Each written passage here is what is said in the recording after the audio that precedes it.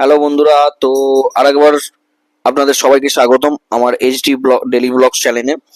তো আমরা বাড়ি ফেরার সময় ব্যারাকপুর থেকে তো পাপড়ি চাট খাচ্ছিলাম একটুখানি শ্রীরামপুর ফেরিঘাটের ওখানে। তো এত সুন্দর বানিয়েছিল পাপড়ি চাটটা, আমিও বলবো সবাই একবার করে শ্রীরামপুর ফেরিঘাটে গেলে অবশ্যই কাকার কাছে ঘুরে আসো। খুব সুন্দর পাপড়ি চাট বানায়, আর দাম মাত্র 45 টাকা নিয়েছিল আমাদের থেকে। ওনার নাকি ডেলির দামই ওটা 45 টাকা, তো এক্সট্রা ভাবে অনেক কিছু দিয়েছিল ভালোবেসে। তো অবশ্যই তোমরা কিন্তু খেতে পারো কাকার কাছে পাপড়ি চাট। আমরাও খেয়েছিলাম। আমরা প্রথমে এক প্লেট নিয়ে খুব ভালো লেগেছিল, তারপর আবার সবাই মিলে নিয়ে বেশি করে একটু খেলাম। খুব সুন্দর বানিয়েছিল। আর সেদিনকে ওয়েদারটা এত ঝোড়ো ওয়েদার ছিল, আর বৃষ্টি পড়ছিল, মোটামুটি অর্ধেক তো ভেজা ছিলাম, ভিজতে ভিজতে শুকিয়েও গেছিলাম।